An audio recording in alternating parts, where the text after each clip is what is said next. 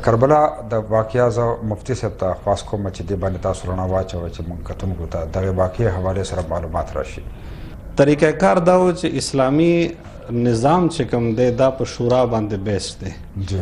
لکه زمونږ حکومت کارونه چې کوم دی هغه مجلس شورای په مجلس شورا کې صرف هغه خلک نه وي چې بس هغه 13 کاله عمر دی، نه اصحاب الرأی چې کوم سړی یو ویژن لري، یو میشن لري، یو رای لري، هغه سره څه عقل وي، د هغه علم وي. نو د اسلامي حکومت چې کوم نظام دی هغه شورا باندې چلیږي. قرآن پاک الله پاک فرمایي و امرهم شورا بینهم، د دې کار چې کوم دی یو خبره کوي، یو کار کوي، اول هغې دپاره مشوره وکړي. خلفای راشدین 4 خلفای راشدین لاړل، هغې نه پس ته حضرت علی رضی الله تعالی عنه چې کله شهید کړی شو، د هغې نه پس د مشر زوی حضرت حسن رضی الله تعالی عنه دا امیر المؤمنین جوړ کړی شو. ټولو صحابه مشوره و، اتفاق و. حضرت حسن صاحب په خپله باندې دا پیشکش وکړو چې یاره زه د دې حکومت سنبالولو په پوزیشن کې نه یم او دا کار د حضرت امیر معاویه دی، ولې چې هغه ډېر تکړه او ډېر زورور او ډېر دلیر او ډېر مضبوط انسان دی. بل هغه کاتبین وحی نه دی، او بل دا دی چې هغه خلفای راشدین په زمانه کې 4 واړو دی په هغه خپل پوسټ باندې باقي پرېښی و چې یاره د حضرت امیر معاویه نه بهترین کس د دې پوسټ دپاره د دې ځای دپاره بل نشته، ولې چې د عرب او د افریقې منځ کې چې کوم یو سنګم و په هغې باندې په دمشق باندې ناست و.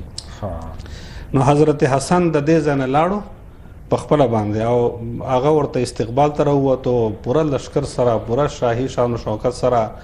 حضرت د حکم هغه ورته وویل چې دا کار زمانه نه دی پوره، بس د حکومت ته سنبال که. نو حضرت امیر معاویه رضی الله تعالی عنه دا امیر المؤمنین جوړ شو. دا تر 2 وخته پورې لکه دا خبره ټوله مشورې باندې روانه وه چې کله حضرت امیر معاویه وفات کیږي نو هغه دا کار وکړو چې هغه خپل نائب خپل زوی یزید ابن معاویه دا جوړ کو. اوس یعنی مونږ ته دا حق نشته چې مونږ دا فیصله کوو چې هغه صحیح کړي دي غلط کړي دي، نه، هغه یو لوی اولوالعزم صحابي و. ټلیفون کال دی واخلو، انتظار ډېر وخت نه کوي. نو چې کله حضرت معاویه رضی الله تعالی عنه یزید خپل زوی هغه خپل خلیفه جوړ کو، نائب جوړ کو، نو په دې باندې بعضې خلک هغه لږ خفه شو، ناراضه شو چې ګوره ته ولې مطلب د دغو څه جاګیرداري خو نه ده، دغو څه وراثت نه دی، دا خو د مسلمانانو عامة المسلمین یو خبره ده او دا خو د شورا خبره ده. خو بل طرف ته چونکې حضرت امیر معاویه یو لوی درجې صحابي و، نو دام نه و چې دا چا ورته نه و چې بره ته غلط کوې، او دا و چې لوی صحابه چې کوم دی چې څنګه د اعلان وکړو نو هغې د یزید په لاس بیعت هم وکړو. یزید باقاعده چې کوم دی بادشاه هم جوړ شو، یعنی یزید ته مونږ امیر المؤمنین نه وایو، ولې چې امیر المؤمنین خلفای راشدین چې کوم دی هغه دا 4 دي، حضرت ابوبکر صدیق، حضرت عمر، حضرت عثمان، حضرت علی رضی الله تعالی عنهم اجمعین، دا خلفای راشدین دي. هغې نه پس ته امیر المؤمنین یعنی د مسلمانانو بادشاه.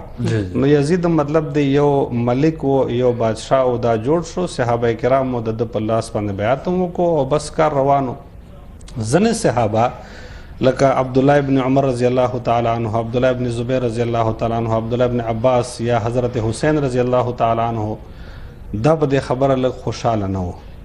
نو حضرت حسین لکه دا نه و څنګه چې ډاکټر صاحب ووایي چې هغه وایي چې ما بادشاه جوړ کړي، دا هېڅ کله هم دا دومره لوی خلک و چې دی د بادشاهانو نه دی به بادشاهي څه کول.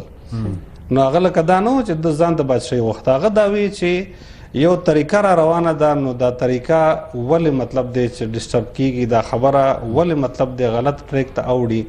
نو د هغې د وجې نه ده څه کار وکړو چې دی په مدینې منورې کې و، د مدینې منورې چې کوم دغه و دغه حاکم و هغه ولید بن عتبه و. نو ولید بن عتبه اعلان وکړو چې بی ټول خلک راځئ او د یزید دپاره زما په لاس باندې بیعت وکړئ. لکه سعودیه کې نن هم چې بادشاه جوړیږي نو ټول خلک راځي د هغه په لاس بیعت کوي چې هو تا زما نه ته زما امیر بیعت مونږ پښتو کې ورته لاسنیوی وایو، لکه مریدان څنګه د خپل پیر تابعداري که نه، دغسې رعیت چې کوم دی هغه به د خپل بادشاه تابعداري. حضرت حسین رضی الله تعالی عنه د ولید په لاس بیعت کول نه غوښتل، لہذا خیر دا وګڼله چې یاره خو دې ځنه هجرت وکړه لاړ شه مکې معظمې ته. نو مکه معظمه چې کوم د هغې باره کې الله دا وایي چې ومن دخله کان آمنا، چې کوم سړی مکې حدود ته ننوتو بس دا به امن شو، دغه ته به هېڅ نه وایي.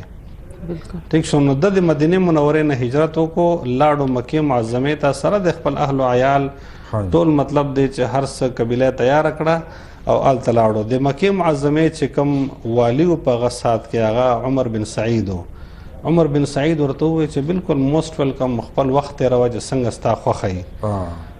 چې کله د هجرت وکړو په دغه ټایم کې د کوفې خلکو ته پته ولګېده چې حضرت حسین رضی الله تعالی عنه دی لاړو مکې ته او دی په دې خبره باندې خفه دی. نو دا صرف حضرت حسین نه و، لکه ډېر خلک په دې فیصلې باندې خفه و. خو چونکې اسلامي حکومت دا دی چې یو ځل امیر جوړ شو نو د امیر مخالفت به نه کوي، نو خلکو وایي چې ټیک دی جوړ شو خو جوړ شو که نه. په دې ټایم کې د کوفې نه خطونه شروع شو حضرت حسین ته چې بای تراشه کوفې ته او مونږ ستا په لاس باندې بیعت کوو، مونږ تا سره یو او دا دی چې ټیک دی یو داسې کار شوی دی چې هغه زمونږ په سابقه هیسټري کې په تاریخ کې نشته، نو مونږ به د هغې خلاف تا سره حمایت کوو او دا دی چې دا نظام واپسي هغه شورایي نظام ته مونږ راوړو.